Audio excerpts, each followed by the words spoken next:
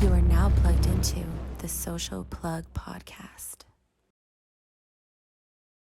What's up, everybody? Welcome back. We apologize for those technical difficulties that happen sometimes when you're live.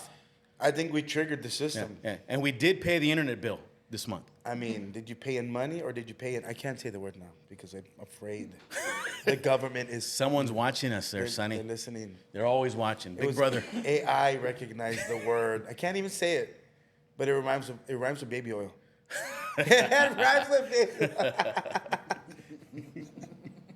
Dude, this is going to be a fun show, man. This is me all the time. No, hey, it's good. Hey, dude. Okay, here we go. You need to stop playing around so much, Johnny. Stop. Really, be serious, please. Please be serious. So we mentioned you're a social media influencer. You're all over the damn place. Sonny, whenever I turn on or open up my phone and I go to TikTok or go to Facebook or whatever, I see Sunny Sauceda.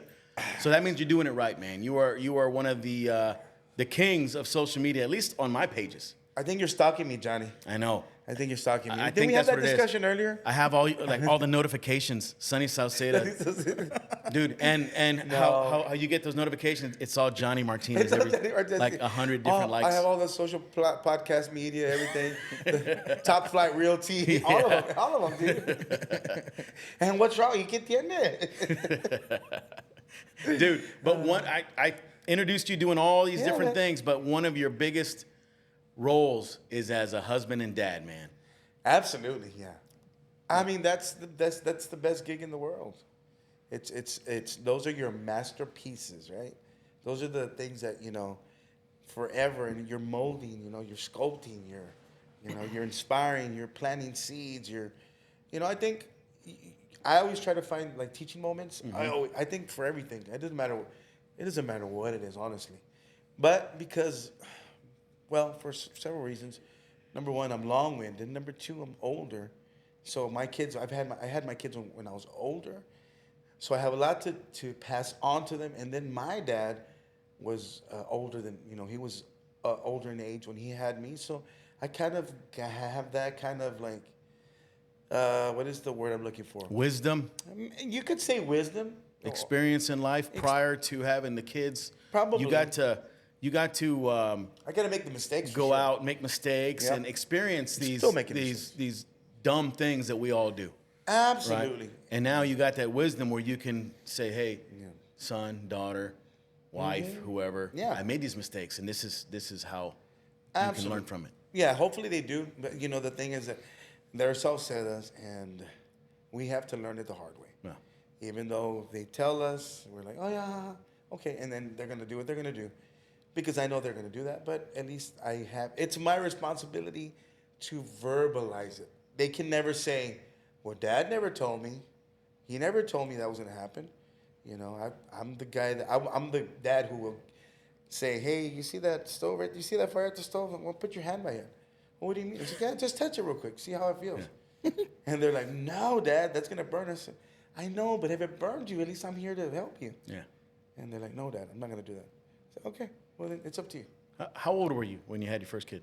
Well, that's a whole other story. But I actually had my first child when I was 17. Okay. I was a young kid, and I didn't want to have kids back then. So I've been the deadbeat dad. I've been that guy. I didn't want to be a dad at the time, and I ran away from that responsibility, and so.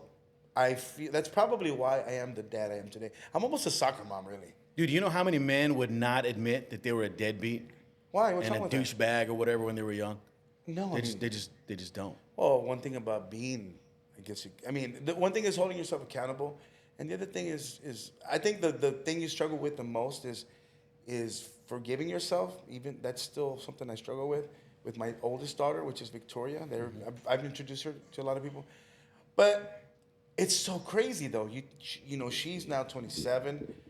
We kind of started our relationship, maybe when she was 10. With my wife Vicky. Yeah. And then she got along with Vicky. Not so much with me, but then later on, she finally started realizing. Once she graduated high school, and then we had a talk. She says, "You know what? She's a musician as well." Was there resentment on her side? She always had like a stepfather. She always had a father figure. Okay. So we had a talk, and she says, "Well, I didn't. What is it called? I didn't I didn't feel like I was missing out on having a father. That was like one of our first conversations. But then we went back, and she's like, "No, I think I did need you. I just didn't realize how I needed you." Right. And I said to her, I said, "I will be here. I will be here for you in whatever capacity you allow me to be." Right. Because it's hard for me to say, "Well, I'm your father." Well, I didn't raise her. Right. Right. I didn't raise her. I'm almost like a sperm donor, right? Mm-hmm. But she became a musician, and then she's like, "I understand why you did this," and it just blows your mind. But then she is my daughter, so she is a lot like me. She is a lot like me. But no, I mean, I'm the first to admit, yeah, I didn't want to be a father. I ran away from all that stuff. But I think that's who makes me who I am today. I appreciate my kids being so small, and you're young, and they don't, you don't understand, Dad. Yeah. I was like, okay, I don't understand. I have two of those. Yeah, you don't get me, Dad. How come you don't understand what I mean? I said, okay, well, I've been 13, I've been 9, and yes, I do. But you don't understand, but you will later. Just listen to it. Just do what I'm telling you. I promise you, it'll work out. Yeah. It's not a big deal. It's not the end of the world. Whatever it is. But yeah, I love being a father. Even with my daughter Victoria, I love being there for her. And now it's more, career advice. And the funny thing is, you would think, since I didn't raise her, she wouldn't be close to me. But she comes to me, not her own mother, to talk to me about her boyfriend she's only had 2 boyfriends, so that's good. Yeah. And she's like, well, there's this new guy, and what do you think? But I'm real raw and honest with my daughters. Because I want them to know what we think, exactly what we think, as vulgar as it can be, but they're gonna find out. And we all went through that.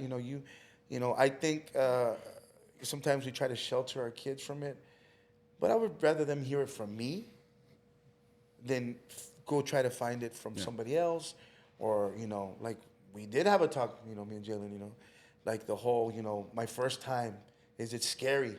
I said, well, you should be scared, because there's a lot of concept. I know I've switched gears, but now I'm talking about Jalen. You should be scared, because hey, you're at the age where there's consequences to be paid if you go through with whatever you're being pressured to be going through, or your hormones are raging. I mean, let's be honest, they really are. Maybe they're not intending to do that, but it just happens when you least expect. You're a human. You're a human. So. And you're gonna start holding hands and kissing, and one thing leads to another. And I say the same thing as a father. I don't want my girls to have boyfriends, but guess what? If we shelter them, it's gonna be even worse, because they're gonna go behind our back and do some crazy shit that we don't want. No, we don't. So having them be honest and open with us and be able to talk and have those tough conversations that we don't want to hear, but it just makes everything a little easier. So everything's going to be uneasy when you have a daughter and you have boys that are interested in them. Oh, yeah. It does suck, man. But I've listened to my wife. She says, hey, just go. Just go with it. You can't stop it. There's nothing you can do to ever stop it. I know my daughter. She's just like me. So I'm not so much worried about the boys. I know whatever she wants, she's going to get no matter what, whatever happens. Yeah. So I just need her to know the consequences.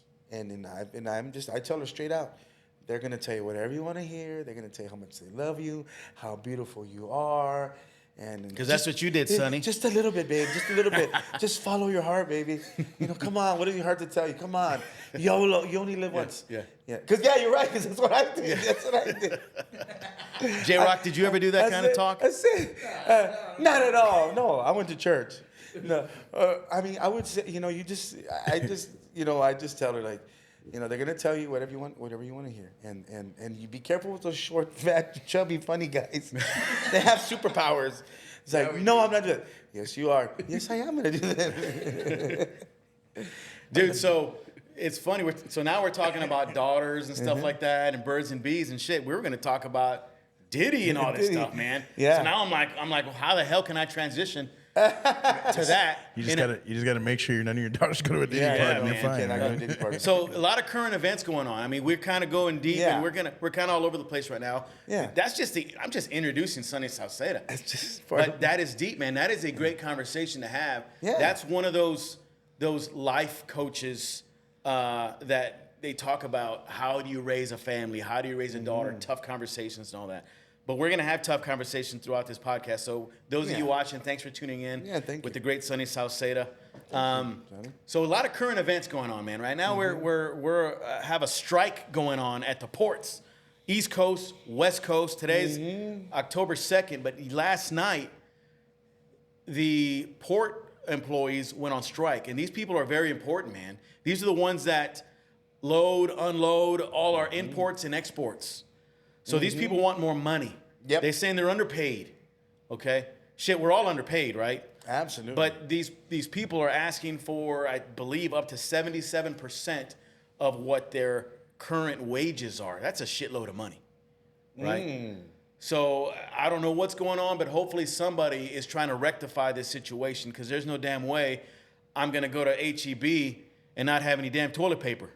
But Well, it's already gone. So But don't worry but about keep that. in mind though, Get a toilet water paper hose. comes from America. Yeah. Right? It doesn't come, but people are freaking the hell out, just like COVID. Yeah.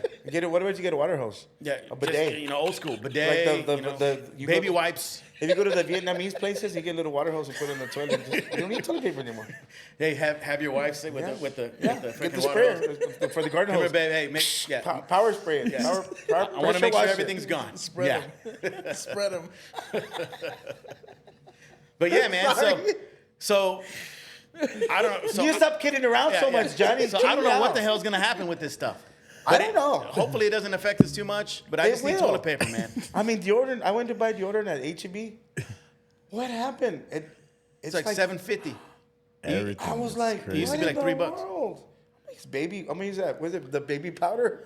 I thought you were gonna say you're gonna use baby oil. No. Don't say that. We're gonna get cut off again. It's just baby. I'm gonna use the baby powder. Yeah, man. It's crazy. So Yeah. So what does that even mean, though? Like, what supplies are we missing here? Like, what are we actually? So we not get a lot of getting, shit from you know? China, Vietnam, Japan. So whenever you look at your clothes, JRock, it says made. Yeah. Sometimes Mine says made in the The USA. Rock. Mine's the Rock. Oh. Sometimes it says made in China. A lot of things are made in China. Yeah. So those ladies that order that shit from Shein all the time, Oh, good Temu? luck. Oh, dang. Good luck Okay. getting your damn Okay. imports. Oh no. Wow. So Okay. that's gonna affect the Shein and the Temu or whatever. Yeah, Temu and All these goods. It's gonna affect anything coming from overseas. Cars, Yep. Kia, these Japanese cars. So hopefully it gets rectified. Hopefully the leadership that's in place right now rectifies this so it doesn't affect us Have too much. they talked about like how each day that they're not working, how Like much billions it of affects? dollars, man. Really? Yeah, Wow. between $3.5 and $5.5 billion, it's affecting our revenue.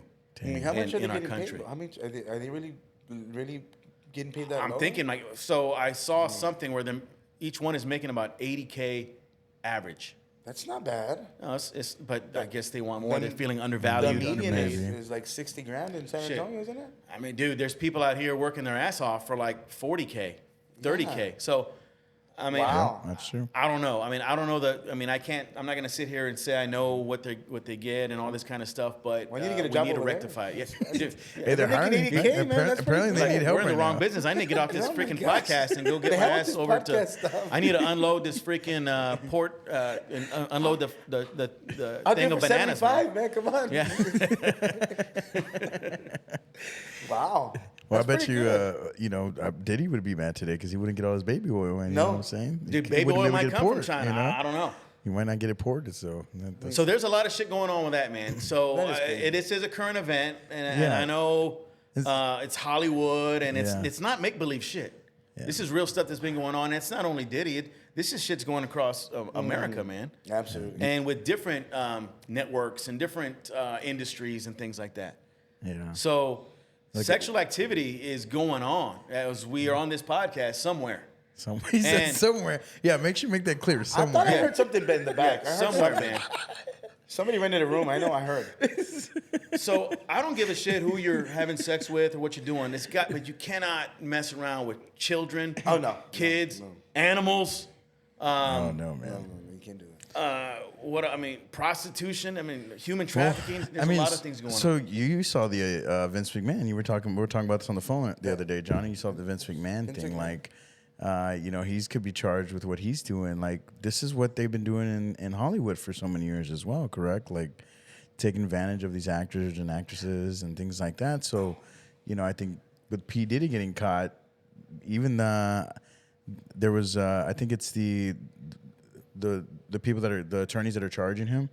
They were saying that there's so many big names out there that it's going to be crazy whenever they have to release these names. They have to. Yeah. I'm not going to mention any names because it's all speculation. I don't want to be caught saying, "Oh, he said so and so." No, I'm not going to say any names, but I will say Kevin Spacey, because he got busted recently for trying to solicit men to come on to different parties and different networks of his in exchange for coming on to his show or getting a chance at being on a movie or whatever. Wow. And it's That's crazy, so there's man. a documentary. I think it's on HBO Max or something. Yeah, HBO Max. I hate to sound like a feminist, but I mean, women have been going through this for Man. centuries. For years, right? Yeah. I mean, you're right. This is nothing new. It's just coming out now. And it's happening with men, though, too. Men that's- are being solicited. That's the crazy part.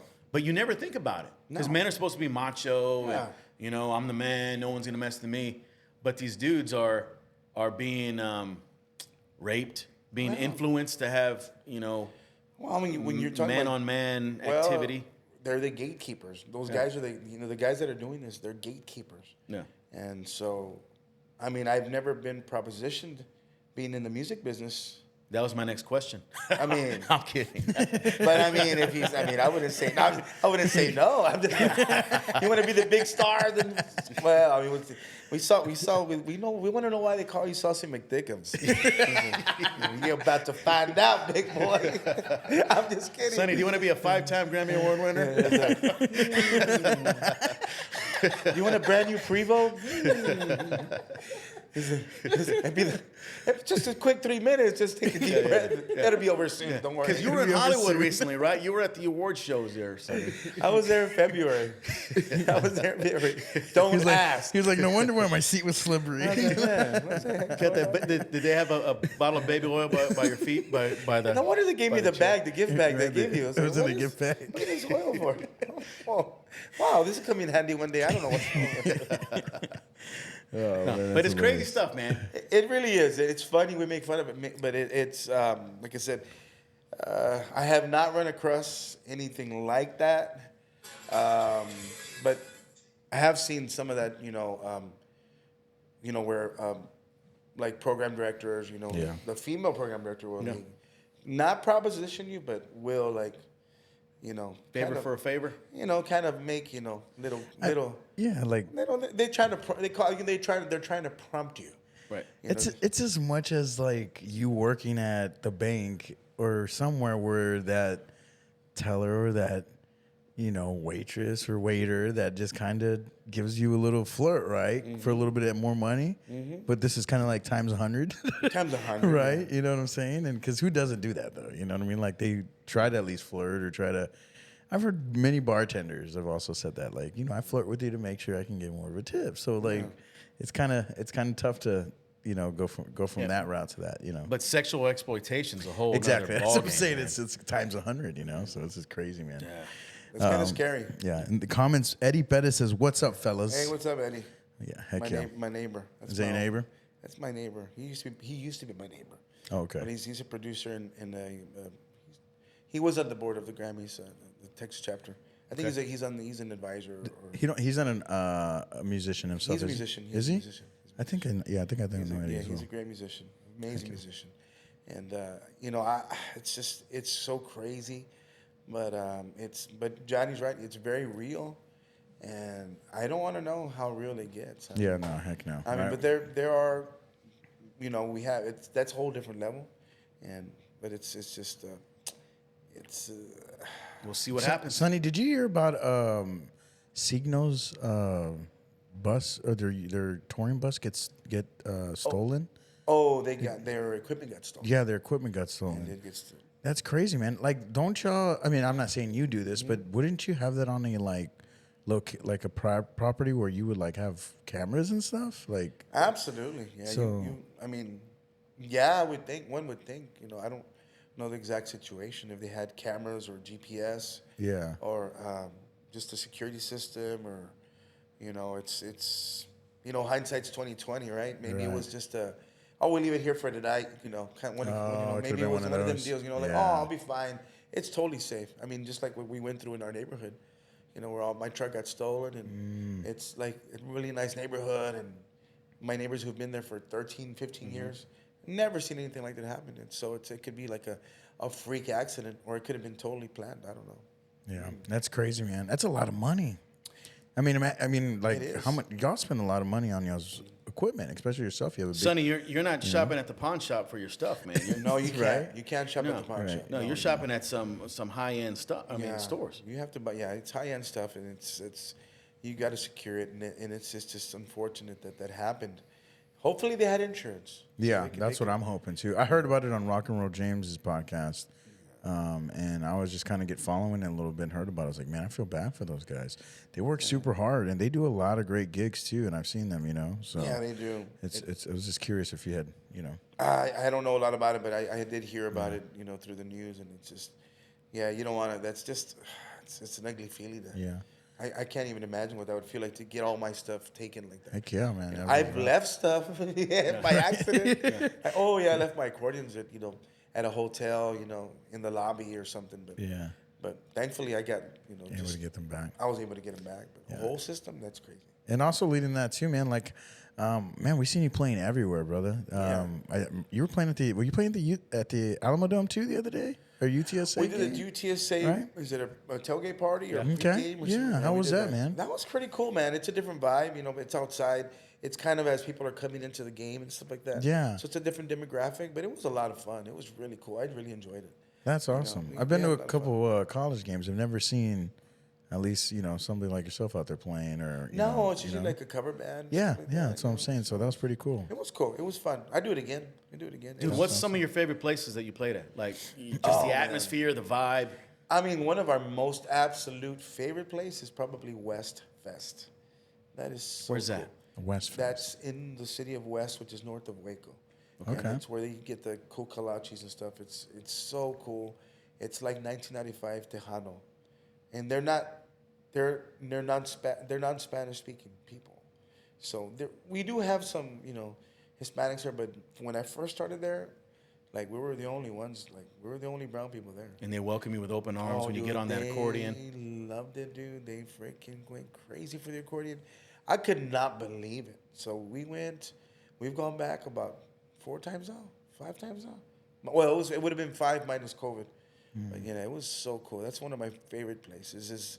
It's just next level, dude. It's so crazy. People are jumping up, and y'all are probably too young, or if you were around during that time. But when Tejano was popping in the '90s, man, they would get crazy. Emilio Navarra and Little Joe and all that kind of all stuff. those guys, with Eddie and B, that would get crazy.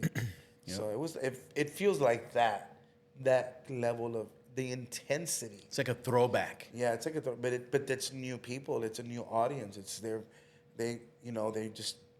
it's new.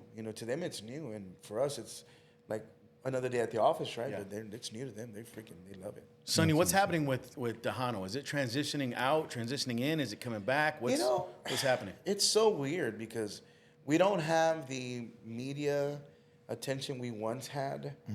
But I feel that with the country Latino movement right now, there's a lot of attention being, put on Tejano, because Tejano's still, revered. People still love it. It hasn't gone anywhere. It's like just nostalgia, though. Yeah, it's nostalgia, but it hasn't gone anywhere. What happened is that the major record labels are no longer here. the media we had is no longer here, so it's not as visible, right? Who would you say were the major records back or major labels back then? It was Sony, Capitol, Okay. EMI, BMG. They just stopped funding it, or They just kind of got out of it. They went to another genre. They started investing all their money into the regional mechs. Once Selena passed away, they started kind of pulling out. Reggaeton type. Reggaeton started coming in. That's when we first got the first Intocable. Okay. And they used to call them Intocable. We're like, who the hell? Right. Who's this Intocable stuff? Who the hell is this? Yeah, we were like, why? It sounds like Ramon Ayala to me. What is this? Los Musicales, that was previous, before Yeah, way before. Intocable? Yeah, Musicales has been around forever, man. They're like the godfathers of this stuff. But who was it that you were listening to growing up? And then was it just Tejano? What were other genres or artists? That it influenced was you? like Steve Jordan for me. Steve Jordan, but I was doing conjunto, Okay. which is like a subgenre of the umbrella of Tejano, right? Yeah. So I was doing conjunto. I really wasn't a Tejano aficionado or a big Tejano fan. I liked it, but I was in the conjunto thing. I was like in Mingo Saliva, Nick Villarreal, Esteban Gordan, Grupo Bad, as I say, Mingo, Tony de la Rosa, all the, Valeria Longoria, all the old guys, Yeah. Those are the guys that I listened to. But, And did you ever get to play with those? I Anybody? did. I got to play with Steve Jordan, Mingo, and, of course, Flaco and stuff like that. Yeah. So, yeah, we have, but I mean, I do respect the music. I just love music in general. Yeah. But I kind of grew up with that stuff, Yeah. So I just kind of came into the Tejano thing honestly, it was to try it out. Because I was in the conjunto thing. I told my dad I was going to try it for this band, try it out one time and see what it was. And then the rest is history. And here I am. Yeah, heck yeah, man. Yeah, crazy. So what else besides Tejano? You like Oh, 70s man. rock, AC/DC? I love 70s rock. I think I was born in the wrong time period. Yeah. Like, I wish I would have been born, like in the 50s. To have been able to see like Elvis Presley, seen the Beatles, Jimi Hendrix, Johnny The Doors, Cash. Johnny Cash, Merle Haggard, like all the great Richie music. Valens. Oh my gosh, Richie Valens. Buddy Holly, all that music, dude. I think I was born in the wrong time period. I just love music. Yeah. And so can you imagine have been able to see like Elvis, or the Beatles, or Fat Elvis or Skinny Elvis? Which one? you know what? I don't know. I hadn't thought about that. I Well, was at hearing that a time I story would on have been that because yesterday. Elvis died in '77, Yeah. so I would have been in my maybe teens. So I kind of would have been able to see like chubby Elvis, not fat Elvis. So you ain't nothing but a hound dog. That was Skinny Elvis. And then Fat Elvis was falling in love. I love it. Yeah. Man, I need to start singing. Yeah, you What's his do. Elvis? I need to do some karaoke Bro. with Elvis, man. You should, man. Your Elvis history there, buddy. Hey, maybe I can You need do a backup do a singer? collab with you there, Sonny. Hey, we could do it at the CollabSpace. There you go, Like that. right here, Like that. right Or here. on stage over at one of your gigs. They'll be like, get that fucker out of here. Get that guy out of here. Dude, so you do a lot of gigs, man. And we got Elisa Yes, man. Jaimes. Just say Sonny played here at the AVA Tucson, Arizona for the first time this we past had- weekend. Tucson, Arizona. Yes. Was it hot there, man? It is a little hot there. I played there about 13 years ago, and maybe 12 years ago. I don't know. It's been a good while, but it is hot there, and we did play at the Ava. It was fun. Ava, okay. The Ava Amphitheater in Arizona. It's at the Casino del Sol. Okay, it's a casino. It's a casino. Casino del Sol. It's very cool. Are Very you a nice. gambler? Man, I'm a musician, man. I've gambled my whole life. I don't gamble. No, thank you. I don't gamble. My wife used to get, but I don't really gamble. I really don't. I haven't really gotten into it like that. You have to have money to gamble. I like playing the penny slots, man. I'm a cheap The ass. penny slots. Man, Cheap ass, he I said. like pretending that I'm like playing and then get the free drinks. Yeah. Oh, there you go. There you go. You're waiting for the waitress to come in. Like, put it. Is it like that everywhere? Do they give you free drinks everywhere? Not or all just in casinos. Vegas? Yeah, because I don't think they give you. I think I've had to pay at some casinos for my drinks. They say, well, probably because I'm playing the penny slots. Son. Yeah, Maybe it's the because pen- you're playing the They'll be like, penny this cheap slots. ass ain't getting no The free penny drinks. slots don't get free drinks. Nah, bro. Like, Like, no mames. you can afford a drink, bro. You can't penny slots. Come on. Like, nah, come on, bro. Yeah. Sonny, what is it that you what is it that you do for fun? Like, to wind down and with this crazy schedule that you got and all that good stuff? You want to know what I really like to? I'm a movie buff. Really? I love to. That's the only thing that can get me to just kind of not be distracted, right? Because I'm a little OCD and a little ADD, a little bit of, so my mind's everywhere. But if you want to slow me down, it's either lately it's been movies and even football. And even though I don't, because to watch football you have to really pay attention. Yeah. Right? You have to pay attention.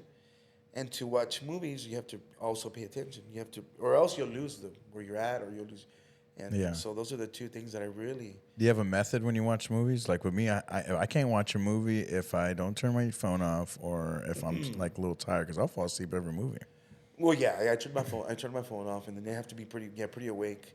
And the thing about it is, I love movies so much. Like I've, you've seen it's like these the sports movies are all the same, and it's. But I went to see Transformers 1 last night. Oh, yeah. Okay. How was It that? was Pretty good. cool. It was really cool. It's kind of like the old school type, right? Because that's how I grew up, watching Transformers. On cartoon. Like the old school Optimus Prime and Megatron. The new stuff or the ones that they made are like there's two, what do you call it? Like Century It looks Overload? fake. Yeah, it looks too fake to me. I mean, And- I like that, but I know what you mean. I like the old school movies like Goodfellas. I like that too. Those kind like that had a meaning and that were realistic. Yeah. Got Okay. you. I can't get into like Marvel. No, you don't or like any Marvel? of those. No. Really? The only Marvel that I can possibly get into that I don't think it's Marvel is the Joker, the new one with Joaquin Phoenix. Oh, So I okay. saw the you previous you want one. some realistic shit. Yeah, and I'm gonna watch because I like that. I mean, you have to like sci. If you don't like sci-fi, you're not gonna like. I the like that Transformers. psychological thriller. Like Jeffrey Dahmer, the Menendez brothers. You want it to be a little real, is a what little you real, want, right? I can't get into that sci-fi fake No. stuff, man. Yeah. Well, how do you know it's fake? What if it's real? It might. I mean, there might be real Transformers out there. I don't know. It might be. I mean, now that we have aliens, and we never thought we had Hey, aliens. that's been uncovered.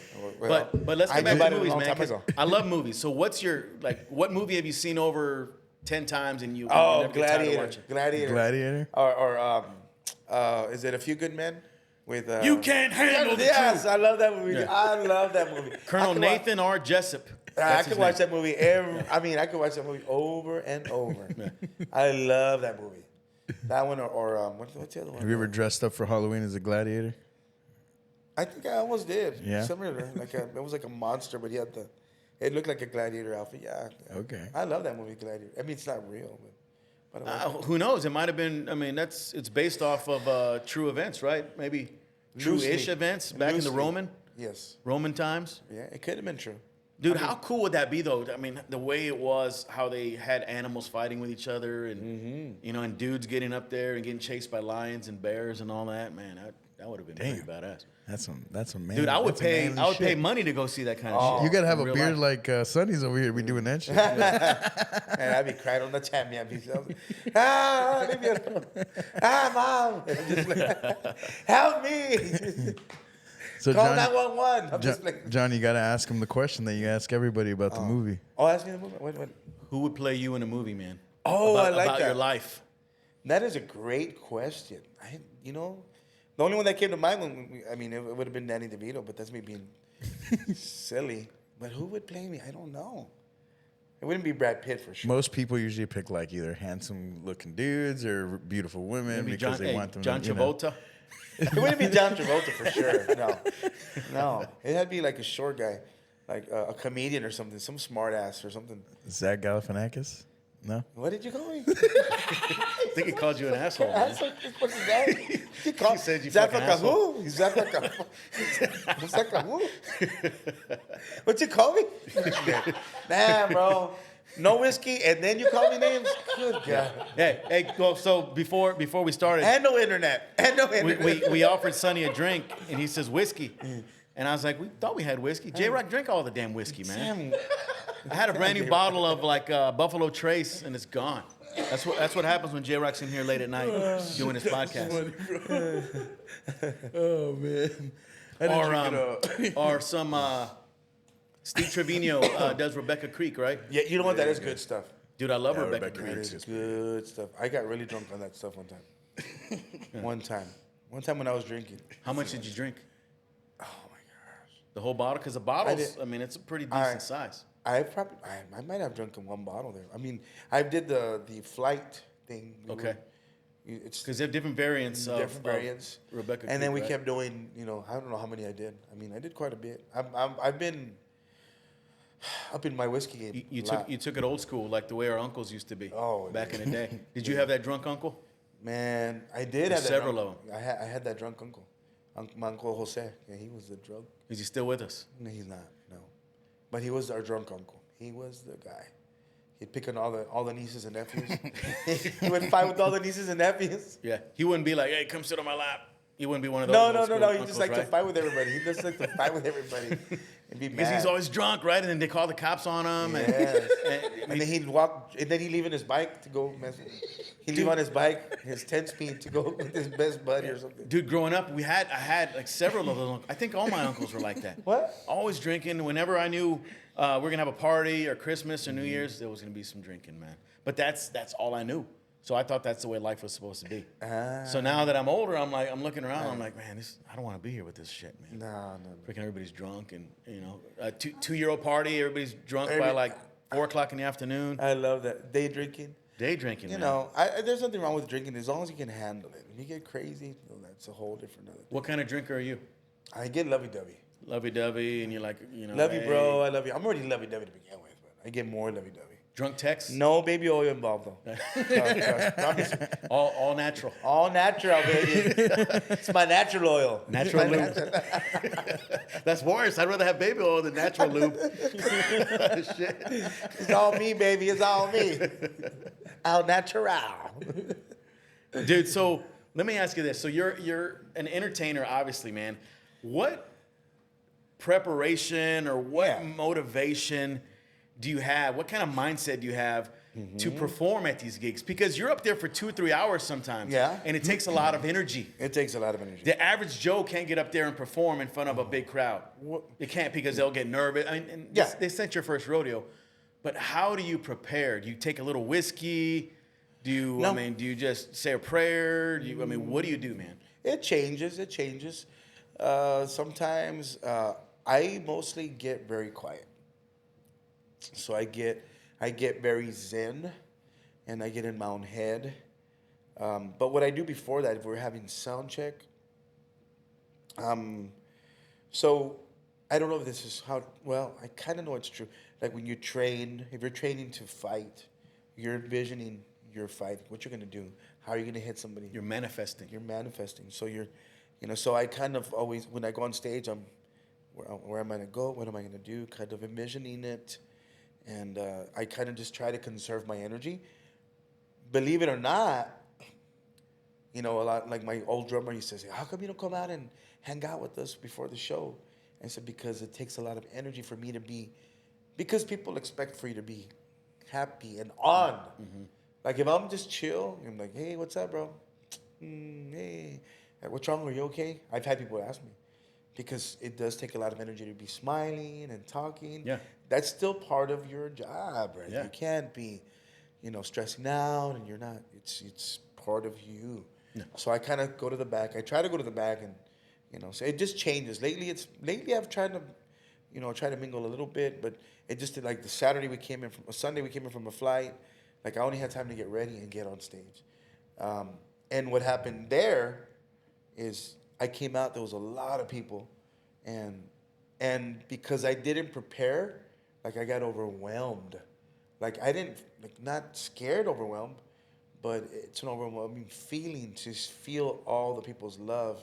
I wasn't even on stage yet. People saw me, they're like, oh, and I'm like freaking out. I'm like tearing up, like, oh my gosh, lots of people here. Right. And it's like, and it feels good, but it's just all at the same time, you remember, you start going back, you think about when you started, when you can get arrested, and so it kind of varies though. But for the most part, I prefer to kind of get in my quiet space, just get very zen, conserve my energy, and just kind of be quiet and just relax, and just save it and bottle it up. Like you're pressuring up, and then once you get on stage, like I'm not on like on the sidelines, like, yeah, come on, let's go, and head, Lifting weights on the lifting sideline. weight, chest bumping. Sometimes I'll do squats, or sometimes I'll do push-ups a little bit, but not too much. Maybe just to loosen up my legs, because I'm 47 now. So You don't tear your shirt off or nothing like, before? "Rah!" That's it, But or I don't throw up like freaking powder. Like, yeah. You should. Hey, you should try that, Right? man. Come on. What the hell? But LeBron. I'm not gonna do a LeBron. But I mean, so for me, it's been that. That's what I do. And that was a long. I know that was a long answer for a short question. No, that's good because there's a lot of things that go into it, man. So There is. Is it a routine or is it For the most part, it's a routine. go as you go? No, it's a routine. It's my routine. It really is. Everybody knows. I kind of go. I'm always kind of like I go tuck away from somewhere, away from everybody. Everybody kind of knows. Where's Sunny? It's before the show. He's probably in the van, just relaxing, or if it's, there's a green room. I'm in the room, just kind of just being quiet. I'm not really talking. I'm just like In the zone, man. in the zone. That's it. I I'm hear kind of like a fighter. Yeah, I hear from a lot of artists too. Like some people can just be relaxed going in. Some people feel the way that you feel, a little nervous. But what do you think about when somebody says that if you're not nervous, then you really don't care? Do you think that's a way you should feel in entertainment? I mean, I think to a certain extent you do get butterflies. I always still get butterflies. I don't. It's not that you don't care. I mean, I've had shows where, but the reason you get a little butterflies is because it's your adrenaline, right? Yeah. So for me, it's like you save it because the show that we put on is at such a high intensity. It is, yeah. Very you have to deliver that, right? Yeah. And if you're too relaxed, like if you're too relaxed, you're just gonna go out there and just go with emotions. But if you bottle it up and you save it, you're like, you're just saving it. It's like you're like a caged lion. You're like, and you're like, you're just like just waiting. They let you out and boom, and just blow up, and that's that's what I like to do. And it's not for everybody. But that's what I like to do. When I used to see different, when I used to work with different pro wrestlers, I saw that all the time. There'd be guys coming in, they'd be quiet, they'd be reading a book, they'd be relaxing, and the moment they walk to that stage, they turn into a totally different person. Like an animal. Yeah, it's crazy. Like a switch. Remember that movie Over the Top? Yeah. With Stallone? Yeah. When you turn that hat around, it's like a switch. It is. It really is. It's just how we are, and you're kind of a little like it's nervous. You get butterflies, but once you hear the music, once it's time to go, it's like, boom, you go, and that's it. You just boom, boom, boom, boom, boom, keep going, and that's what you want to do. How do you maintain your energy though? Because you're going a long time and you're dancing. I mean, Do you get winded out there? Oh, absolutely. Yes, I do. Yeah, I do. I mean, it's just how do you maintain it? I think it's muscle memory. I think it's something that you got to get used to. You push yourself. I mean, I do exercise. I do train. That might probably help me. Yeah. But I've always kind of been like that. I think it's a mindset. For me, it's a mindset. It's who I am. I mean, I grew up with like rock. I grew up with heavy metal. So, I mean, I grew up with all that. Like, even when I was like 173, like I would push myself so hard, kind of like working out. Like you're running. If you're jogging a trail, you've jogged trails, right? And you're just, what your pace is, right? But if you still feel like you want to get like more, you start going harder, and you want to get that the afterburn, right? And that's what I'm chasing, the afterburn, right? Like once I get off stage, I'm like, hold on, like, hey, hold on, and you're tired? No, I'm not tired. I'm just like I know my heart rate's pretty high, but I feel so good after it, and that's what you're chasing. That's what I chase. Not only physically, mentally, because you put on a great show and everybody's cheering you. So you get the vibe from the crowd too. Have you had it where you're out there giving it your all and the crowd's quiet? I have had those shows. And do you, in your mind, are you like, man, am I not giving enough, or is it them? Is it me? You know where that happened at? And that happened at the Hound Explosion, because it's a VIP crowd. They're more chilled. It's out of the sun. They've been out all day most of the time, and they're sitting down. They're relaxing, and it happened. So when AB came out and said, like, oh, this and that. You were there?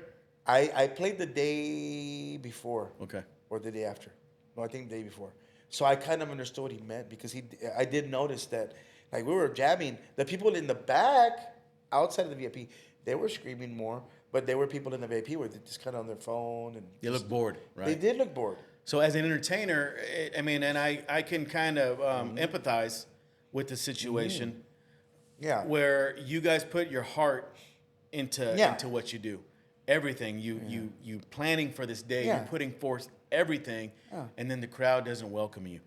So I get it. I get it 100% because it's kind of a slap in the face a little bit. I mean, I wouldn't say that. And see, that's the thing. That's what I'm saying. And so I don't think like that.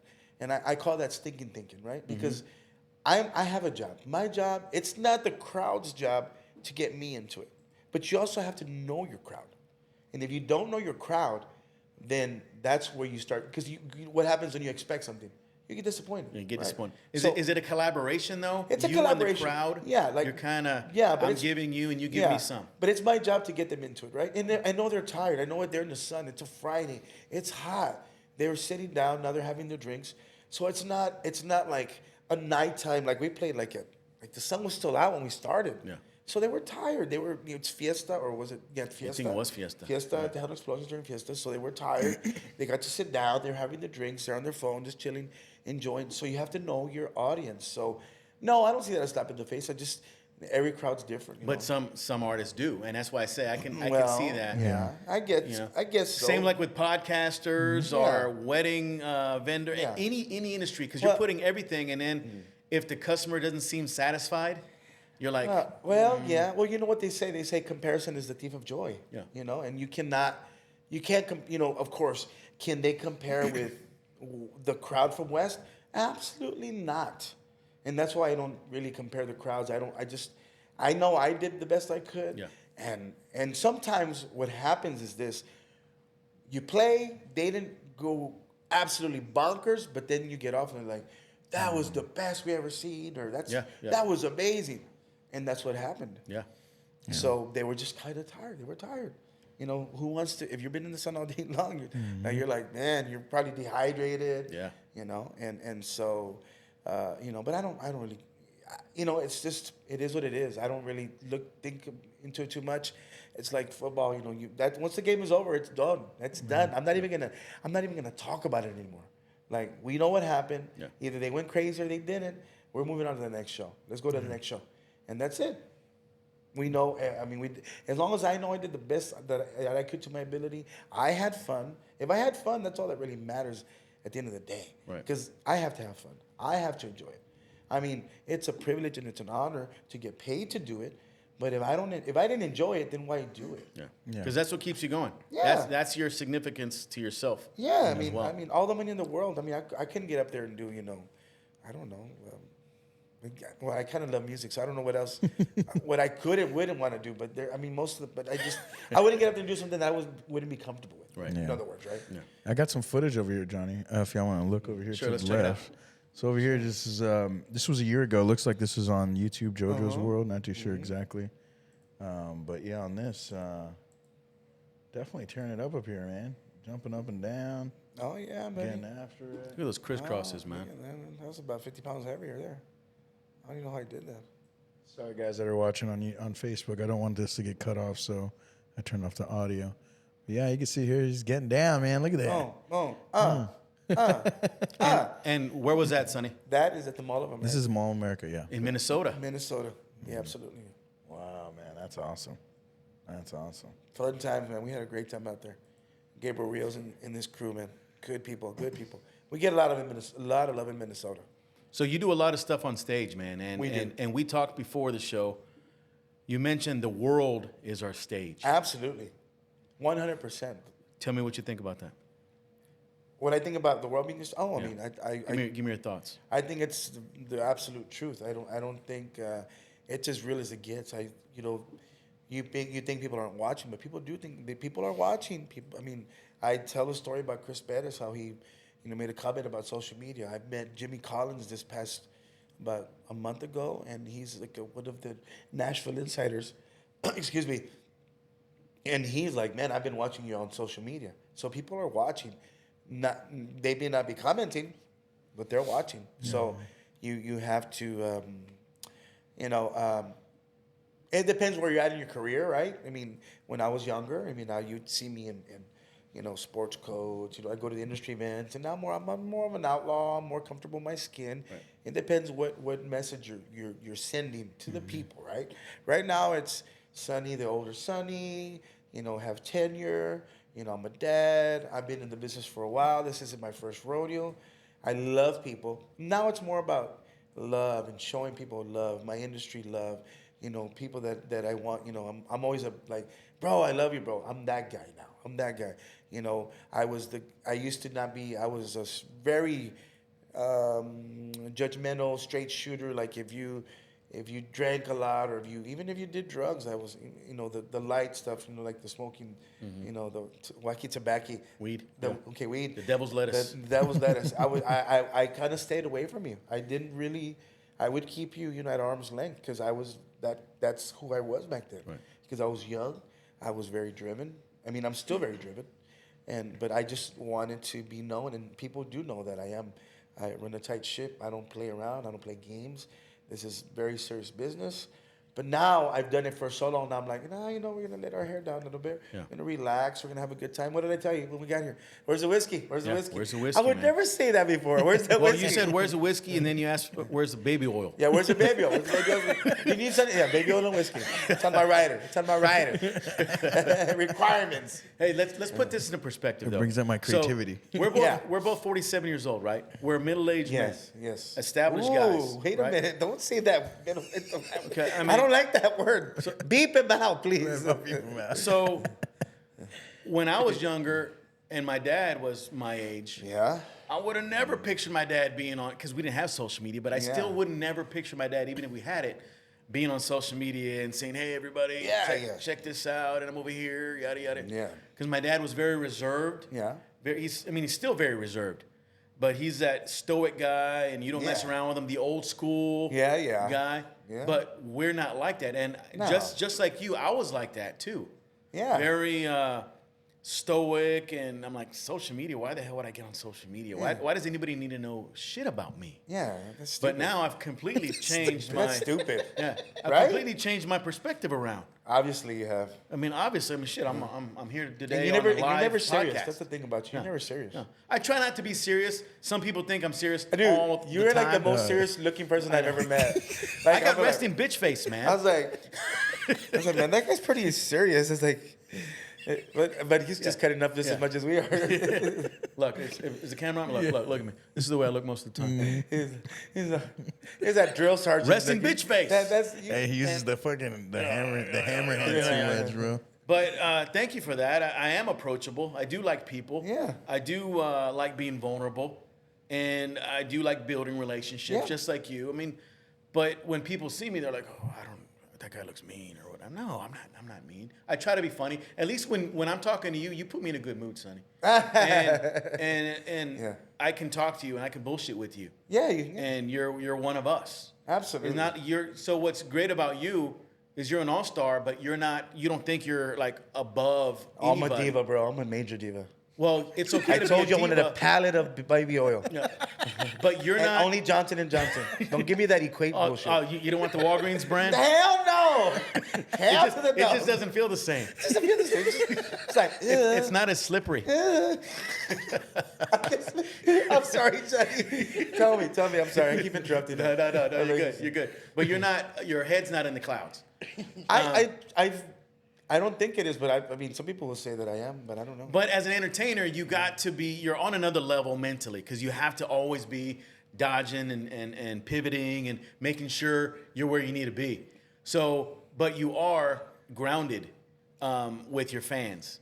You're out there at the football games. I've seen you. I don't even call them fans. I mean, you're supporters. Or supporters with your family, and you're out. Yeah. In an environment where everybody else is. So I love that, man. Oh, man, and we're just like everybody else. I always say, regular trash is on Monday, and recycle and regular is on Thursday. Yeah. And I'm no different. I mean, now I'm delegating, so that's my son's job now. He takes it out. But when he doesn't or he forgets, I got to do it. Yeah. Or my wife would make me do it. Yeah. Or I'll make my wife do it. Or something like that. But you make your wife take out the trash? Come on, man. No, she won't wait for me. She'll just do it. Okay. It's not that I made her. I was going to say, this is being recorded and this is live, right? I know. No, she will do it on her own. Hell She's a Renaissance woman. That woman she will take riding lawnmower apart and put it back together, because she's just crazy like that. She just gets shit done, man. She just gets for the shit family, not for herself. And No. and what we talked about previously is everybody has a role in the family, and you are Sonny the dad and the husband. You're not Sonny the entertainer or whatever at home. No. So I do love that. You're not above anybody. And how awesome is it to have a supportive spouse and family on your man. side? How much easier does that make you as a musician? It makes it way easier. I mean, I think you have to have a really good support system. It's not easy for sure. Like my kids would, when they were younger, they're like, why does Dad have to say bye to everybody all the time? And he's always talking to everybody. Or your Dad, you're boring. Why do you just play and sign autographs? That's boring. What's up? Loser. What a loser. Loser. It's like, Dad, you're so... Or you're cringe. Do you ever get that? Dad, you're so Dad, cringe. You're so cringe. It's like, my daughter calls me Pookie right now. She's like, what's up, Pookie, baby? Pookie. I was like, she calls, lately it's been girl. What's up, girl? And I play, what's up, girl? What's up, girl? But, kids keep you humble. My family keeps me humble. My band keeps me humble. And they won't let me. It's not that I'm grounded. They just won't let me be a diva, right? But, it's just, I enjoy it. I love it. I think you have to love people. I feel that, success and fame are a result of your hard work. But I'm not working for that. I'm just like everybody else. I'm just like a squirrel trying to catch a nut, get a nut. Yeah. We're just trying to, we're stay busy, stay working, provide for our family the best we can. And in the music business, it's about remaining relevant, right? And for as long as possible. For as long as possible. And accordion players, we're like Twinkies in the Vienna sausages. Like, it'll be the end of the world, and we'll still have Twinkies, and we'll still have the little can of Vienna. That's us. Flaco Jimenez is like 85 years old, dude. Dude, I saw him about 3 months ago. We did see His him, fingers are like 19 years old, though. Dude, they're still very young. He's sitting there. He looks like an older man, but he's older, his man. fingers are just going crazy. I love him to death. He's one of my mentors, and he's, of course, my predecessor. And I have a great respect for him and what he's done. But we just gotta. The thing is, I think Jaime Dianda told me. Jaime Dianda says, he would tell me, you got to worry when people don't come and talk to you. That's when you start to worry. Like, they don't know who you are. Yep. They don't care who you are. But again, I don't do it for that. That's why I don't go around saying, who I am or talking to them. If you ask me, I'll tell you. Sometimes I won't even tell you. I'll say, yeah, I play music. Yeah, here and there. Yeah. I got a band. We play, but I will say I'm a musician. There was a time where I actually used to live 2 separate lives where I would not say, I'm a musician. I was Mario, right? Mario, Sauceda. I was not Sunny Sauceda. Now it's just all me all the time. Just because it gets exhausting, right? Yeah. And then it's not as conducive to the business. Things have changed now. So now we have to be more diligent, more proactive about being a self-promoting machine, because this is a business we're in. We're running the business, and some of us are running several businesses. So we always have to kind of incorporate what we do, what our strong suit is, and use that to our advantage, right? Like the whole deal we're talking about, possibly get into realty. I love buildings. I love commercial buildings. I've always wanted to do that. That's one of the things that's on my to-do list.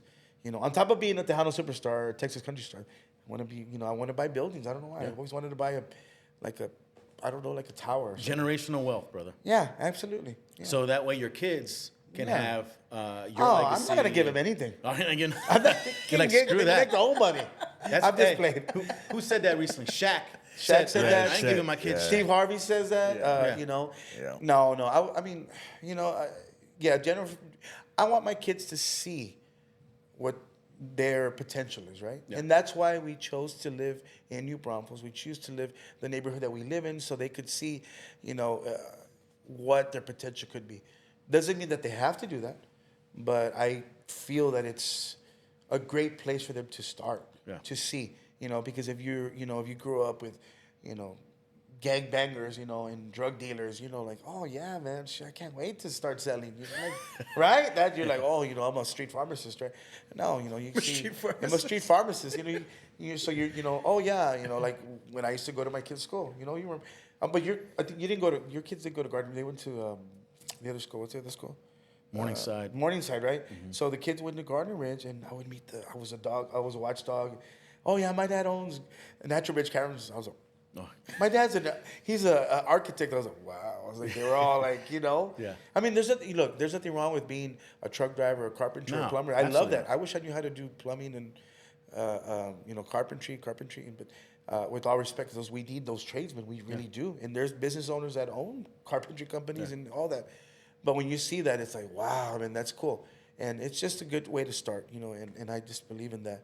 So you always have to be, always, to circle back around to where I started at, be proactive about what you're doing. And with that said, I say all that to say that you have to love people to do that.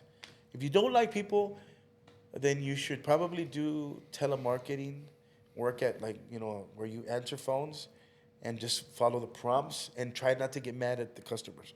Other than that, it's just you have to like people. Yeah. Or be a mechanic, because you still got to deal with people as a telemarketer and things. Yeah. Be a mechanic, something just using your hands, Yeah. something where there's no people around. The cook, things Yeah. like that. And that's great. Absolutely. Everybody has a role, man. Everybody has value. Absolutely. And it's just different variants of value. So let's put this into perspective as well, because we talked about our kids and we talk about our kids often. Are our kids going to have the same struggles that we did growing up? No. But is that going to make them a little less street smart or a little less aware of real struggle? Because we grew up, man, Sonny, I grew up on the south side of San Antonio, and so did you.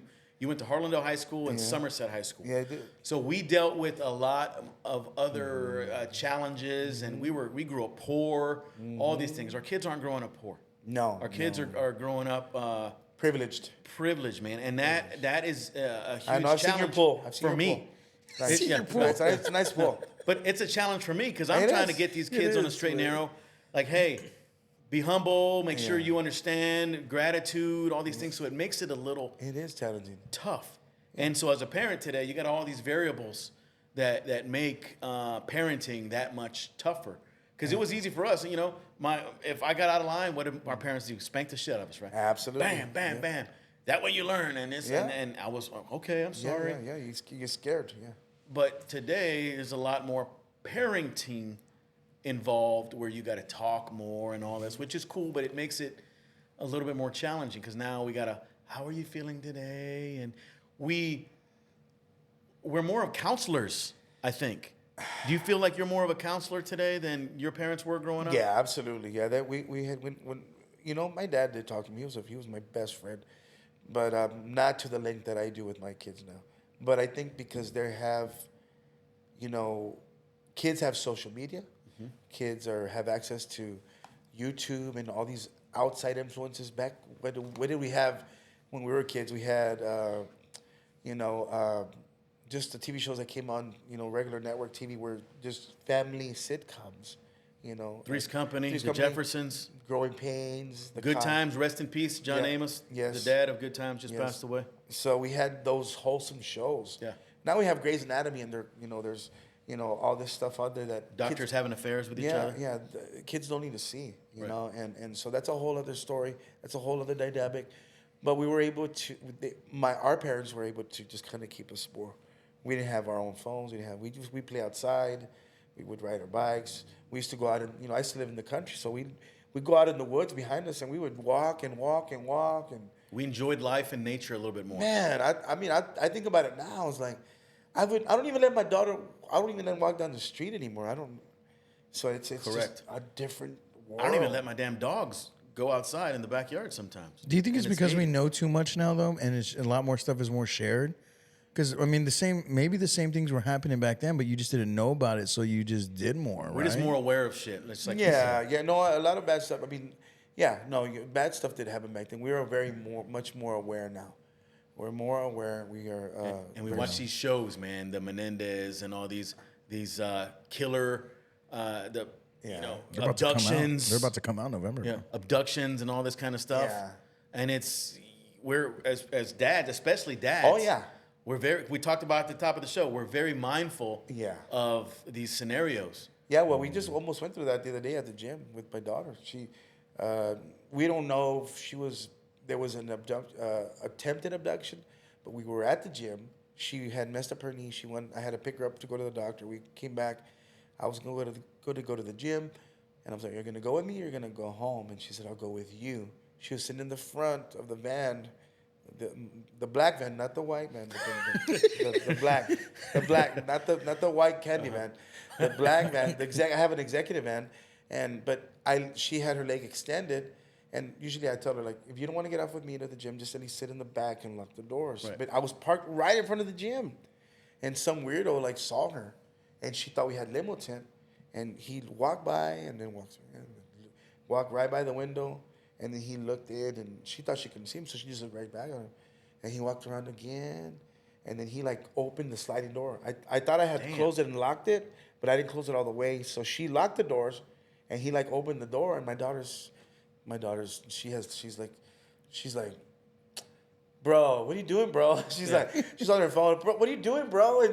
And he's like, oh, this is not my right. And she's like, she calls me, and I'm like right by the front of the gym to begin with doing legs.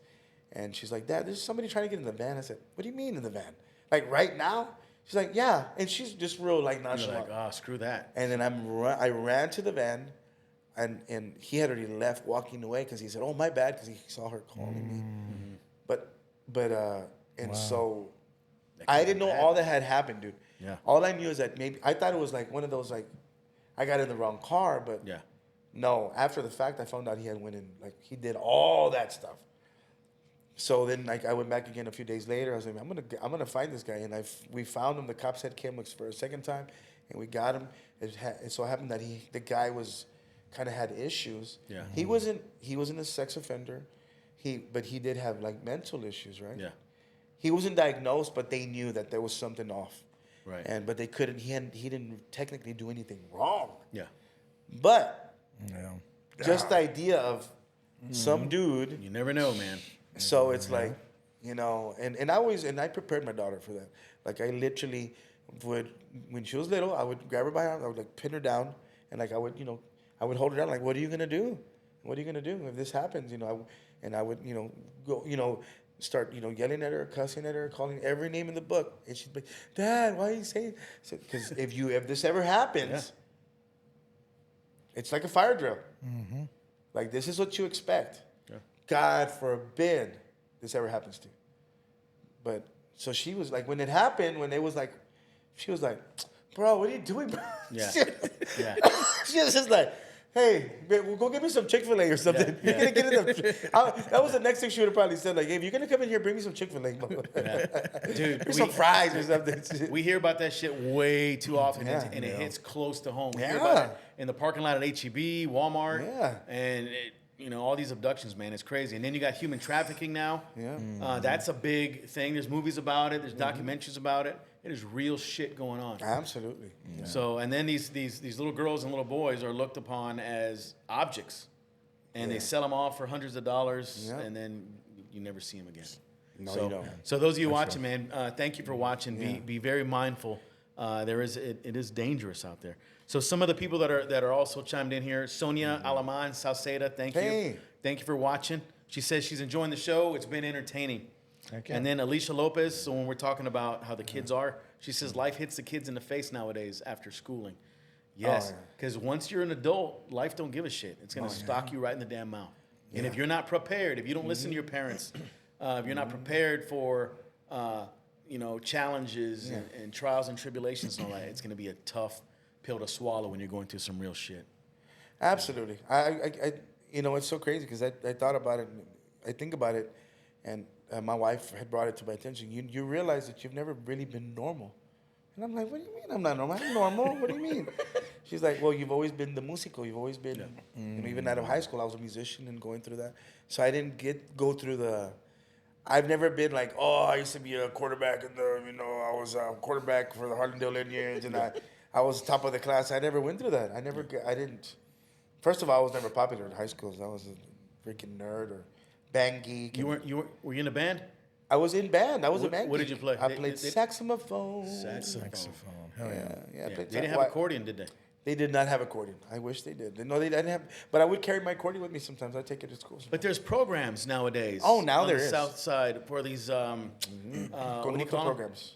Yeah, or folklorico. and all that. Folklorico, yeah, mariachi. Mariachi, yeah, I seen that, like at South San High School and Yeah, they do. Harlandale, McCullum. Yes. So Frankie Frantex, you know who that is? I think I do, yes. What's up, Frankie? He says What's hot up? sauce. Oh, hot sauce, yes. He's on my Facebook, yeah. Yeah, yeah. I know that name for sure.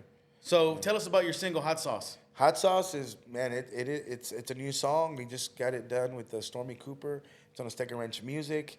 It's been doing really well. It's getting a lot of great buzz. Stormy Sundance Head won The Voice maybe about 10 years ago.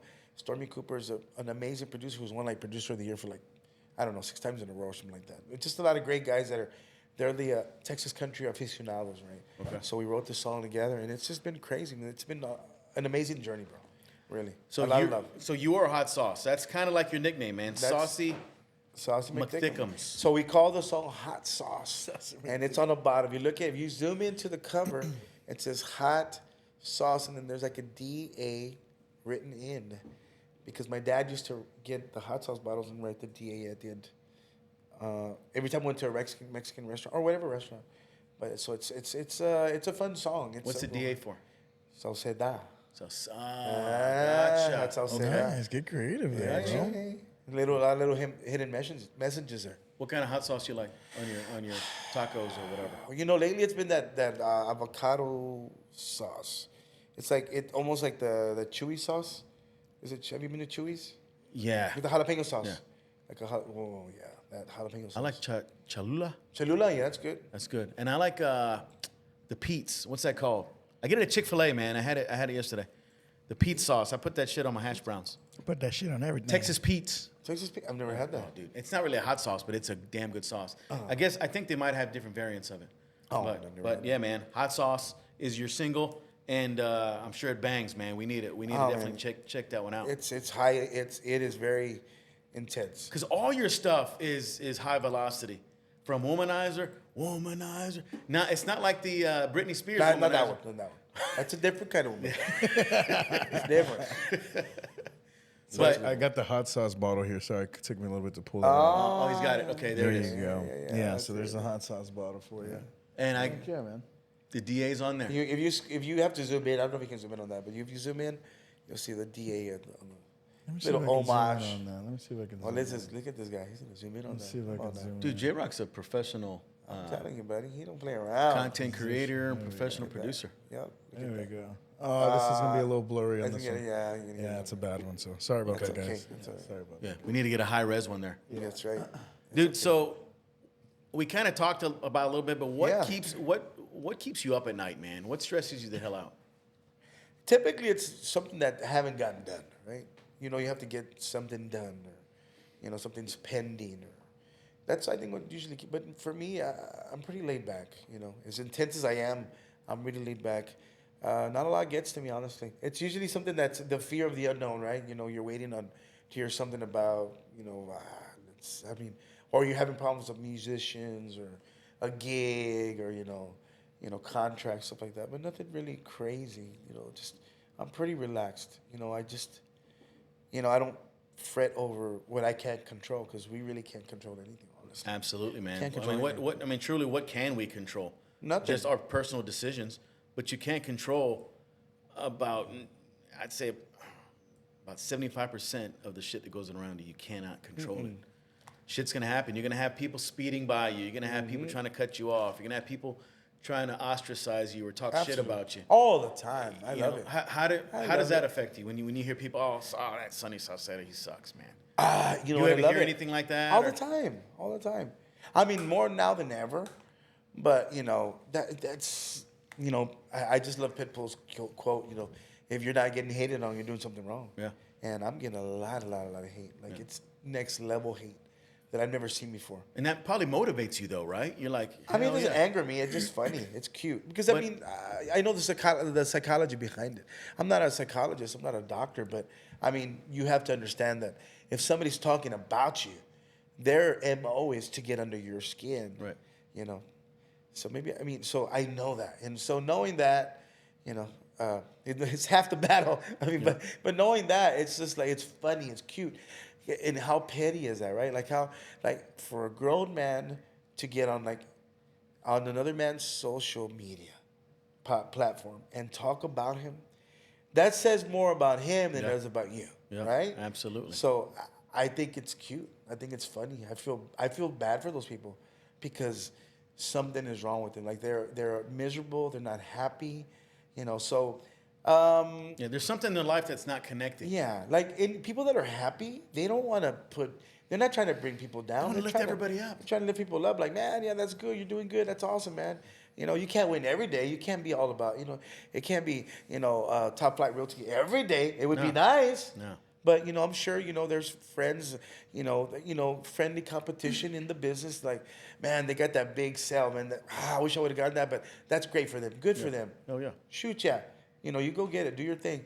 So I mean, but for the most part, I just didn't grow up that way. I didn't grow up to hate people, be mad at people, hold grudges. I'm the worst at holding grudges. I cannot hold grudges, so it doesn't really affect me. You know, unless I've drank a little bit. Sometimes I'm like, you know, I think I've had like one time where I went back and blah, blah, blah, blah, blah. But other than that, I just laugh at it. I was like, oh, that's cute. Or I'll say, what else? Or I'll laugh with them. Man, that's a good one. Or like when they call me with the Mexican Lizzo, Lizzo del Norte, Chris Farley, Panzanocha. Hold on, panzanocha. I like that. Panzanocha. I mean, there's been a different one. Or you know, hey, give my tia back her yoga pants or something.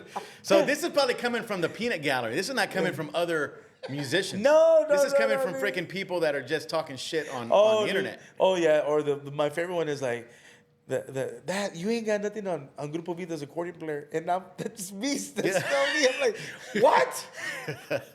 It's the funniest thing. Yeah. I get a kick out of it, and sometimes I'll go. Now I have like these canned messages because I used to have these really funny things. And and what else? Yeah, it's pretty good. You know, what else do you can tell me more? Come on, what else? Yeah. What else is wrong with me? Tell me yeah. what else. Keep going. And but the cool thing is that it's so good for my algorithms, right? Yeah. So it doesn't affect me. It's just like, man. Dude, that's true power when you understand you can't control what other people think about you. That's their problem. That's not your problem. No, and it's none of my That's on business. them 100%. Yeah. You do you, and if you're successful and they're pissed off about it, that's a problem with those people. Absolutely, man. If you can't get along with me, then something is wrong with you because I pretty much can get along with everybody. Yeah. You know, and maybe ask my wife that. She might say, "I don't even like you. I don't like you. I don't like you all the time." So earlier you talked about Flaco Jimenez, Yeah. and that you look up to him. Absolutely. Is there any young accordion players Yeah. that are up and coming that people need to watch out for? Like, hey, this guy's gonna be. Oh, absolutely. Yeah, that I like. I for sure like. Oh my gosh, I can't think of his name right now. The accordion player for the Conjunto Cats. Oh my gosh, I'm Can you drawing look that a up, blank. JRock? I will. I can't remember his name. It's Campos. I know it's Art. My friend Art's son. That little boy. He's probably like 20 now, but but I've seen him grow up, dude. That little kid is so good. Yeah, I think if he played he played the Dia de los Muertos event before you. Oh, did they? Yeah. The year before you, I Yeah. think. So let me look him up. It's real quick. really good. Right now they have a family band going on, but I can see him, doing like a solo thing or just becoming like like the next accordion player rock star kind of. Okay. He has a good look. What's his name again? The band is Conjunto Cats. But, is it Ezekiel? Oh, here he is. He's a youngster, man. Yeah, he's a youngster. Let maybe me 20. take this photo real quick. Yeah, youngster. Let me pull it over. Where is here. it at? Yeah, no, he's definitely a youngster. Yeah, man. he's a good looking kid, and Got a good future ahead. good head on his shoulders. Yeah. And his dad's a good guy. I know his dad. Yeah, Art. And, no, they were awesome. I got to record them a little bit. They were Did you? super cool. They let me on the stage, no arguments at all. Yeah. So that's gonna be the gentleman. right there at the front. That's an older picture, but now he's Yeah. he's a little, he's 20. He's filling out, Yeah. He's got the muscles from doing the accordion all day. Yeah. So I can see him doing, I'm not trying to, say, well, you need to go on your own, but I can see him doing like a solo thing, kind of branching out, Yeah. That's how we all start with family bands. Of course, you want it to be forever. The Steven Jordan or the Jordan brothers for many years. Yeah. And it's just a natural, I guess progression, or just it happens, in bands, or as you start to grow as an artist. You're like, because you're still kind of playing with your dad and your brothers, right? Yeah. So I'm not saying it's gonna happen. It may not happen, but it does happen. Yeah. Absolutely, man. Wouldn't be the first and won't be the last. Just like Bob from La Bamba. Not There my you go. first. You ain't my first, you ain't Or my my last. That's right, or my last. Sonny, what's something that people don't know about you that they should? Oh man, there's a lot. There was that one time in band camp. I'm just playing. You got some baby oil and, the you got a flute, flute. and we got a then, flute? No. Yeah. I mean, I'm kind of sure a lot. I think, you know, I always wanted to be a Marine. A lot of people do know that, though. I've talked about that, being military. Wanted to be a teacher. You know, I love kids. I love being in the educational environment, that atmosphere, right? The young kids. Because I'm a big kid, so I really feel like I get along with kids all the time. And kids are drawn to me. You know, I can. It's very rare I don't get along, but I'm pretty much, get along with kids. Because that's the future of. That's our future. I always say, that could be our next president. Yeah. It could be our next governor, our next doctor, the next attorney, and you want to be a positive influence on that child's life, right? Yeah. If you're a teacher, if you're a bus driver, even like bus drivers, you sit there and think, right? Like, kids get ready for school. Sometimes they don't even see their parents because they're getting ready. Parents are either already going to work or they're not even awake yet to go to work, or they worked overnight. Yeah. The first person they see is the bus driver. Mm-hmm. So, maybe about 30 years ago, I drove school buses for New Braunfels. When I was off I wasn't playing with Vida anymore, I think, or maybe between, I don't know. But I did drive school bus, and I was like a sub driver. But, those kids, some of those kids don't get to see their parents, or they're abused, or they're, just neglected, or they don't, they're just lonely because, again, their parents are always working. Yeah. It's one of the first, like you said, Yeah. things that the kids see. Yeah. But also, like, they're one of the first to see the first traumas of it too. Yes. Like, Yeah. if they're having shit at home, they're the first person that you see when they get out of the house is the bus driver. So it does mean a lot to It them. really does, man. Yeah. So I I saw a would. study on that the other day. Yeah, and so it's just kind of like, I feel it's really important. You're the first person. You want to be smiling. You want to be in a good mood. Things like that. You Other set the things- tone for the day, too, for them. Absolutely, absolutely. And you want to keep, you want to give them a good vibe. You want them to have a good day. Maybe their parents just finished yelling at them. Yeah. So I always love to have fun with the kids. Back, we just cut up. I was really strict, but then, once you find you're strict, you lay down the law, you set the boundaries, you let up, and then they love you. Yeah. Because they need structure. So those are things, man, that I people don't know about me. People don't know that I live on my deathbed. What does that mean? There's a study. There was like an article that was put out by a hospice nurse, and she talks about the 5 things. There's the 5 top regrets of a dying man. You can look that one up. It's really interesting. But the 5, one of the top 5 is, why did I not? I should have let myself be happier. I should have not worked so hard. I wish I wouldn't have worked so hard. The other one is, I wish I would have kept in touch with my friends. And when you're in your death, yeah, there's 2 other ones. Oh, let's see. It's from Is it from Brawny Ware? It might be. I wish I'd had the courage to live life true to myself, not the life others expected of me. I wish I hadn't worked so hard. I wish I'd had the courage to express my feelings. I wish I had stayed in touch with my friends. Yeah. I wish I had let myself be happier. Yeah. So, I mean, and so I kind of live like that, right? I always live like that because it's shoot, I'm 47. I'm 3 years from 50. I still feel like I'm 18 or like 15. Man, I don't keep know. I'm feeling just that way, crazy, though. Oh, yeah. Just my body won't always agree with me. No, you're not Yeah. 20 anymore. But that's the things that I think that's why I'm the way I am. My dad was very positive. I think if you're talking to me, you're talking to my dad. Yeah. He passed away 10 years ago. But that's how I kind of live life, And of course, I'm very driven, and I'm, just, go. But at the same time, there's seasons for everything in life, right? It can't always be the best weekend of my life. Yeah. Sometimes there's weekends where, hey, you got to work? Yeah. Well, it's the weekend. I don't care. I don't live for the weekends. I live every day. That's why I love Mondays. And anybody who's an entrepreneur loves Mondays because Mondays is when you're able to start the week. You're setting up your week and you're making money. Yep. The weekend people are already spending money. Yep. I love Mondays, man. Yeah. I have a thing going on. Manifest it Monday. I love it. How are you going to win this week? Yeah. And you just manifest it. You haven't won yet, but you're going to win. Absolutely. And as long as you have it up here, you're going to win. Yeah. Because a whole bunch of things that happen to us are in our brains, right? Mm-hmm. They really are. So what advice do you have for aspiring entertainers, aspiring fathers, aspiring men, women, children? What do you have for people to level up in their life, man? You've given us a lot of nuggets. I love that we're all on our deathbed and that list. But a good what list, advice? right? Yeah, what advice do you have for people? You know, I just feel like if you're true to yourself, if you want to be a dad, that is going to be the best thing you've ever done in your life.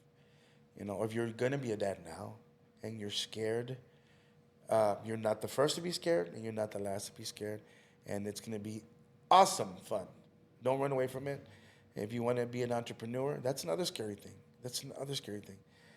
But if everybody could do it, they would be doing it. If it was easy, everybody would be doing it. You know, the hardest thing to do in anything in life is getting started. And all you do is got to get started and just take one step at a time. You may not have all the plans. Don't overthink it. Just do it. Just get it done. You know, if you want to be an artist, practice, study, learn your craft, learn the history of what you're doing. You know, get deep dive into it.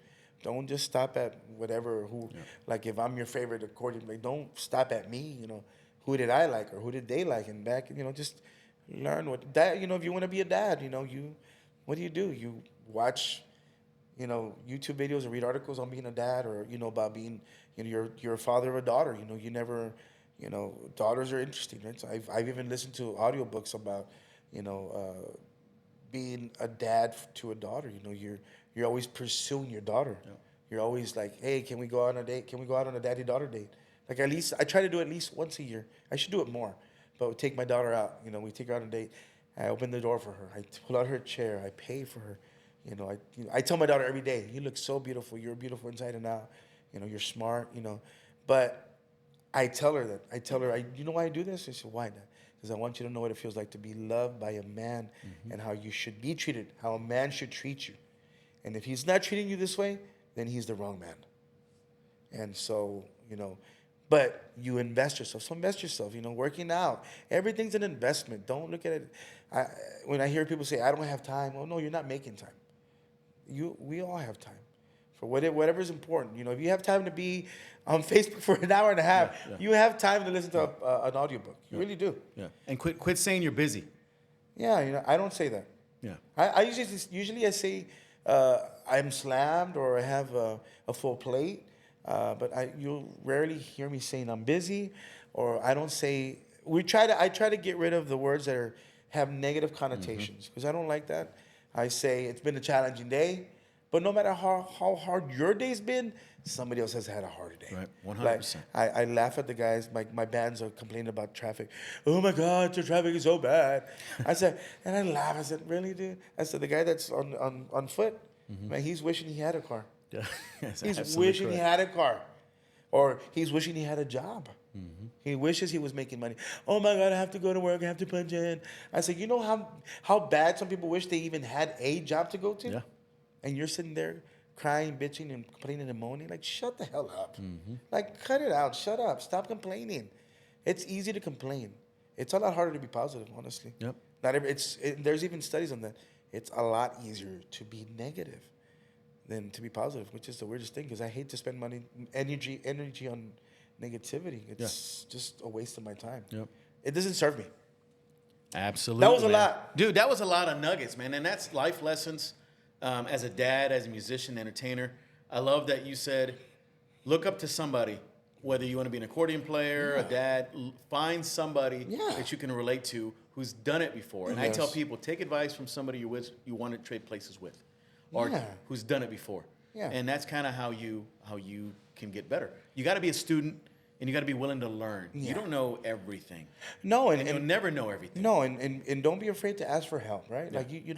Like like I have friends that I have like Like my friend Daniel Plant, he lives in, he has like 5 daughters, bro. And I'm like, bro, this is happening. Like, what did you do when your daughter went to this? And he'll sit there, oh, you'll be all right. Does he have any sons? He has no sons, bro. He has 5 daughters. He must have been a playboy when he was a kid. They are gorgeous girls. Gorgeous. Oh, that's even worse. They're That's even so worse. beautiful. Yep. And I'm like, oh my gosh, dude, you're in trouble. But don't be afraid to ask for help. You get back what you put in. When you get back what you put out. And I'll be honest with you, I've had a lot of help, and I still have a lot of help. But at the same time, when you help people with zero expectation, you get so much more in return. I don't live in a transactional world. I don't live in, I am here at Social Media Plug podcast. I didn't ask to get paid. I didn't ask, well, what do I get out of it? A lot of people would say, well, what are your numbers like? Or what are your analytics? Mm-hmm. That's not important. You get back what you put out. Mm-hmm. So you just keep helping people, grow your family. Don't be scared to ask for help, because people want to help. People really do want to help. People would want to help, and you don't think they do, but they do. And people do care about you. You just got to ask, hey, man, what do you think? Can you give me some advice? And maybe you might not listen, but they might, maybe you'll grab one thing that they said, like, oh, I like what he said about that. Maybe I don't agree with the other stuff, but you grab one thing. And now you have that connection, like, now and next time we talk, like, hey, how's it going with your daughter? How's she doing? Or how's your son doing? Or whatever. How's it going with the realty thing? Yeah. So things like that. Yep. I tell people, don't chase money, chase quality relationships. When you chase relationships that matter, things are going to be good for you, man. Absolutely. And that's how we grow. Absolutely, so, Sonny, I appreciate you. Hey, man, thank you for having me. Very, very much. Before we wrap it up, man, I know you have some gigs coming up. You have a lot of things in store. What do you got? Man, we're pushing the new single, Hot Sauce. God Bless Texas. The tribute song just came out with Little Texas. That's a big, big deal. It's 31 years that they released God Bless Texas. It was last week they dropped it, September 27th. We're pushing that. We're headed back to the studio, finishing up our Tejano record. I'm going to do a few Christmas songs, Tejano Christmas songs, a country Christmas song, playing a few shows. Oh, my gosh, we're playing. I forget now more than I remember where we're playing. I know we're playing in Khalid. I know we're going to play some shows for Dia de los Muertos in Corpus, San Antonio, and we're just kind of plugging in everywhere. We're going to go to Roscoe pretty soon, which is, I think, by Abilene area, and we're playing the Texas Country Music Awards in November. We're kicking it off November 8th, which is going to be our first. Like, they've never had a Tejano band, and we're nominated for Best Tejano Country Band, so that's nice. Like, it's the inaugural, right? It's the first, and that's super exciting because it's never been done. And so we're trailblazing, right? We're trailblazing, and thanks to Linda Wilson and the association for allowing us to even do that. We just did the T3R. That's the other ginormous Texas country show, and it was in March. I played that as well. It's just been one thing after another, and it's just incredible. I will say this, just to add to one more piece of nugget of knowledge. So don't sit there and say nothing's happening in my career right now. It's not going good. It's just right now you're cruising, but you'll have, it's, what do we call it? Ebb and flow, right? Mm-hmm. It's like this, So don't judge don't judge it. Don't compare it. What happened this month to last month and that's how it is, And you'll quit, but don't do that. Just keep putting out stuff, keep putting music out. If you're a content creator, which most artists, we have to be content creators. We have no choice, and just keep putting out stuff, And sooner or later, if you, I don't want to say if you work hard enough, if you stay consistent, right? Because you can work real hard, and whatever you think is hard, you're hard. But the thing is to be consistently. I think that's one of the biggest challenges that I've had in my career is being consistent. And I think right now at this age, at this time in my life, like I'm probably the strongest I've ever been. We were talking about that earlier. Financially, mentally, the right team around me, the right people around me. Because now we have a bigger bandwidth, and now we're like, it's moving. But it's like this. We're like the the 300, right? It's a well-oiled machine. Yeah, it's an old machine. Yeah. And now we have experience. We know what to do. Yeah. You know, and so it's just staying consistent. We don't have to be up here. All you have to be is like just cruise, just keep going. There'll be little bumps, like, oh man, that's cool, and then that goes away, and like, oh, I remember that thing, and then something else comes. But you know, just don't compare yourself to yourself. I guess that's something that I can. Well, I don't know. I guess like in realty, the same thing happens. Yeah. Right? You're gonna have bad months and good months. The market's gonna change. Yeah. Variables gonna change. Yeah. You're gonna have buyers that don't want to buy. Some buyers Right? aren't interested in your service. I mean, it's just so same thing in the music industry and same thing in life. In life, yeah. Dude, life, you're gonna have ailments. You're gonna have physical things that happen. You're gonna sprain your ankle one day. Yeah. You're gonna jam your thumb in the door. You're gonna poke your eye. Things are gonna happen. You're gonna have a stomach ache. Shit's gonna happen to you. Just how do you respond, and how well can you perform and pivot with these obstacles coming your way? You have to. You got to stay top of mind, especially if you're an influencer. Your name, Sunny Sauceda, has to stay on people's minds. And how do you do that? Getting on TikTok, getting on social media, performing, and just being a good person. When Sunny Sauceda is a good person, or whoever, Joe Blow's a good person, they're gonna know, hey, that Joe Blow, he's a good dude, man. Absolutely. So yeah, great advice. Yeah, just make a decision. Don't sit there and be the victim. Be a victor. Yeah. And just push through. Hell yeah. I know I mentioned you're on all these different pages. So what's the best way people can see your content? I mean, you can start at sunnysauceda.net. There you That's go. our website. I got that pulled up right here. Look at him. This guy's ready. He's all over the place. And we have the website. You can go to TikTok. We're on TikTok. We're on Instagram. We're on Facebook. All our contact information is on every platform that we have. So there's no way you cannot find us. We're on we're on LinkedIn. We're on Threads, on Twitter. OnlyFans? Yeah. Oh, even OnlyFans. We're on OnlyFans. We're on OnlyFans. Showing your nalgas? Right. We're not showing. Not yet. We're slowly We're inching. slowly getting in We're there. slowly inching. We're gonna see what happens with Diddy, right? Yeah, we're waiting. You know, the verdict is out on that. We gotta Hey, wait. Sonny, you and JRock could be guests of honor over at the Diddy parties with we probably with would. y'all's With the cakes. backsides. Yeah. With the cakes. We got the cake, The bro. Cake We got Brothers. that Hey, cake. you'd be in the The VIP Cake section. Brothers. There you go. We're the cake bros, bro. Cake Bros. I love that. The Cake Bros. VIPs. We got the cakes. Yeah. Hey guys, make sure. Arby's has the beats. We got the cakes. There you go. JRock and Sunny got the cakes. We got the cakes. Hey guys, also on his website, you can actually go and purchase some of his music. So you're gonna hear when we get out of here, you're gonna hear After Party. Actually, purchase that off his website, so you can go purchase his music and jam that bad boy everywhere. So make sure you go check that out. So Awesome. Thank you. yeah, And he is not affiliated with any Diddy parties. No, that's right. No. Oh yeah. Officially unaffiliated. Hey, I know there's some people that wish that Jerry Jones was part of those Diddy parties, though. Oh, but that's I'm one of them. That's a whole other story. I really wish he was a part of it. Get him out of there, man. Get him out of Get there. him out of there. Get him out of there. Sonny Sauceda, you are a badass, man. Thank you, man. And you're a great dad. you, You're a brother. great motivator. You're a great entertainer, and a hell of an accordion player, man. Oh, thank you, brother. and a hell of a guest. Hey, Yes. man, we just have fun, buddy. this And was a fun podcast, and bro. imagine how much more fun I would have been on whiskey. Oh man, see, Oh. next time I need Hey, to be part prepared. 3. Part Part 3's three, coming. we have the Part whiskey. 3's coming with the whiskey. Whiskey and unfiltered Sunday. Hey, maybe after this we'll go to Oyster Bar and have a breakfast shot. There you go. I like that. There you go. I love that. Heck yeah, man. All right, thank you, Sonny. With that thank you, said, guys. you are unplugged from the Social Plug Podcast, where we connect you to level up. Thanks for watching. All our supporters, we got people still watching. Thanks for chiming in. We love you guys, and we'll see you next time.